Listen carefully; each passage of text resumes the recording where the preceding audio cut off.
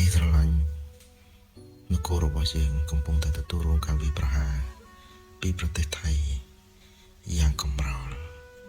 ដោយគ្មានមេត្តាធម៌អ្វីសូម្បីតែបន្តិចអ្វីៗគ្រប់យ៉ាងគេធ្វើដើម្បីបំផ្លាញយើងទាំងអស់អាស្រ័យនេះហេតុនេះហើយសូមប្រជាពុទ្ធបរិស័ទទាំងអស់មេត្តាក្រោកឈរឡើងសាមគ្គីគ្នាជាធ្លុងមួយដើម្បីនឹងប្រជុំមុខនៅការឆ្លៀងពៀនដ៏អមនុស្សធម៌នេះឈាមដែលកំពុងហូរដាំនៅតាមទូដែនដែលបង្កវិនាសកម្មនៅពួកថៃគឺជាសក្ខីភាពមួយដែលពួកយើងទទួលរងនូវការប្រមាថកាត់ទាញយ៉ាងក្រៃលែងទឹកចិត្តខ្មែរដំហេមាត្រូវតែចងគ្នាជាធ្លុងមួយឲ្យខាងតែបានដើម្បីនឹងភាពគង់វង្សនៃទឹកដីរបស់យើងការបែកបាក់សាមគ្គីគឺជាផ្លូវឆ្ពោះទៅរកជ្រោះមរណៈព្រោះហេតុដូច្នេះខ្មែរយើងមិនអាចបែកបាក់សាមគ្គីគ្នាឡើយលោកត្រូវតែរួមសាមគ្គីគ្នាជាធ្លុងមួយជាបាច់មួយជាក្រុមមួយជានគរមួយដែលពោពេញទៅដោយមនសិការជាតិដ៏ក្រៃលែងជីវិតរបស់ពួកយើងមិនមានតម្លៃស្មើនឹងទឹកដីឡើយពីព្រោះពូជខ្មែរដែលខាតត្រូវតែរស់ពូជខ្មែរដែលខាតត្រូវតែគង់វង្សនឹងមិនអនុញ្ញាតឲ្យបរទេសណាម្នាក់មកប្រមាថលើទឹកដីរបស់យើងពូជសាសន៍របស់យើងឡើយសូមប្រជាជាតិទាំងមូលទម្លាក់ចោលនៅរាល់និន្នាការនយោបាយទម្លាក់ចោលនៅការមិនស្របគ្នាអ្វីទាំងអស់ពេលនេះគឺជាពេលកសាងស្មារតីហើយអបក្រសោបគ្នាឲ្យខាងតែបានគឺជាកម្លាំងដែលមហិមាដ៏អស្ចារ្យដ៏រឹងមាំដើម្បីនឹងប្រយុទ្ធប្រឆាំងនឹងពូជឆ្លៀងពៀនទាំងអស់នេះជាមួយនឹងរាជរដ្ឋាភិបាលនៅពេលដែលគេបញ្ជូនយន្តហោះមកទម្លាក់គ្រាប់ចូលមកលើទឹកដីរបស់យើងគេមិនបានគិតថានៅលើដីនគរនៃកម្ពុជានេះមានព្រះសង្ឃមានវត្តអារាមមានជនចាស់ជរាកុមារស្ត្រីមានផ្ទៃពោះនិងអ្នកជំងឺព្រមទាំងប្រជាពលរដ្ឋស្លូតត្រង់ហើយទីស្ថានវប្បធម៌វត្តអារាមគេត្រូវបានកំទេចដោយយន្តហោះចម្បាំងរបស់ពួកអមនុស្សធម៌ទាំងអស់នេះគឺជាបង្ហាញនៅកាយវិការអមនុស្សធម៌ក្នុងនាមជាអ្នករស់នៅជិតខាងដូចគ្នាគេមិនអាណិតយើងឡើយគេមិនស្រណោះយើងឡើយព្រោះហេតុដូច្នេះពេលនេះអ្វីដែលយើងអាចធ្វើបានគឺកម្លាំងសាមគ្គីជាតិកម្លាំងជួយគ្នាសូមខ្មែរគ្រប់រូបកុំនៅស្ពឹកស្រពន់សូមខ្មែរគ្រប់រូបចាក់ចេញពីប្រទេសរបស់ខ្លួនហើយចូលទៅជួយដល់ជនភេសជ្ជៈតាមលទ្ធភាពណាដែលអាចធ្វើទៅបាននេះជាឧស្សាហកម្មជាអាវុធ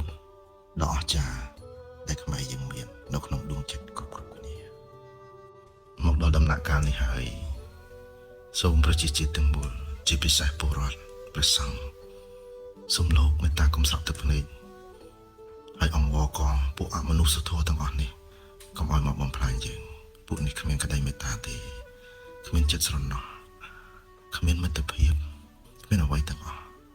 ប្រសិនបើពួកគេគិតថាយើងជាអ្នកជិតខាងរបស់ពួកគេនឹងមិនបំផ្លាញវត្តអារាមរបស់យើងប្រាសាទរបស់យើងនិងផ្ទះសម្បែងរបស់ជនស្រុកត្រង់របស់យើងឡើយកងទ័ពរបស់យើងបានតស៊ូយ៉ាងស្វិតស្វាញបង្ហូរនៅឈាមដាបធរណីខ្មែរតាមទូដែនដើម្បីនឹងការពារអធិបតេយ្យដែនដីរបស់យើងការពារពលរដ្ឋការពារអ្វីៗទាំងអស់ដែលជាពូជសាសន៍ខ្មែរអស់លោកវរៈកងទ័ពលោកលះបង់ច្រើនណាស់លោកបួសជាច្រើនណាស់លោកធ្វើនៅអ្វីៗគ្រប់យ៉ាងលោកលះបង់នៅរបស់ដ៏ពិសិដ្ឋរបស់ដ៏មានតម្លៃបំផុតរបស់លោកគឺជីវិតពួកយើងដែលនៅសមរភូមិក្រោយសូមគោរពលោកសូមបូជាចំពោះលោកនិងដឹងគុណចំពោះលោកនិងចងចាំនៅវីរភាពដ៏អស្ចារ្យរបស់លោកក្នុងគណៈពេលដែលលោកយកជីវិតរបស់លោកទៅការពារទឹកដីឲ្យរួចផុតពីការឆ្លៀនពៀននៃជនអមិត្តនេះប្រជានុរាស្ត្រជាទីស្រឡាញ់ព្រះសង្ឃជាទីគោរពគ្រប់រូបទាំងអស់នៃជនជាតិរបស់យើងគឺមានការជឿចាប់យ៉ាងក្រៃលែងដោយទទួលរងនៅអំពើដ៏អមនុស្សធម៌ពីពួកអមិត្តទាំងអស់នេះតែខ្ញុំបកករណាអាត្មាភាពសូមអំពាវនាវជូនចំពោះជនរៀនជាតិនិងព្រះសង្ឃគ្រប់ព្រះអង្គមេត្តាកុំឲ្យការជឿចាប់ទាំងអស់នេះខ្លាចទៅជាភាពទន់ជ្រាយ ខ្លាយទៅជាភាពអង្វរករនៅចំពោះមុខសត្រូវសូមប្រែខ្លាយការជិះចាប់នេះឲ្យខ្លាយទៅជាសាមគ្គីរបស់ជាតិទាំងមូលទើបយើងអាចប្រឈមមុខនៅជនអមិត្តនេះបានដែលមួយចំអាមដែលស្ថិតនៅក្នុងដែនអធិបតេយ្យភាពរបស់ខ្មែរគឺជាកម្មសិទ្ធិរបស់ខ្មែរយើងជាមួយដំណក់របស់ជនជាតិយើងគឺជាឈាមរួមជាតិដែលយើងត្រូវតែការពារជនបរទេសមិនអាចនឹងអនុញ្ញាតមិនអាចនឹងចូលមកដើម្បីដណ្ដើមទឹកដីរបស់យើងឡើយហើយក៏គេមិនអាចនឹងប្រមាណ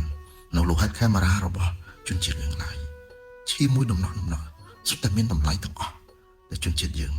ត្រូវតែការពារខ្មែរយើងត្រូវតែការពារឲ្យខាងតែបានហើយយើងត្រូវតែសាមគ្គីគ្នាដាច់ខាត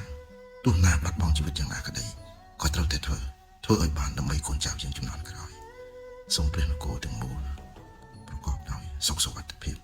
និងជ័យជំនះជារៀងរហូតតទៅ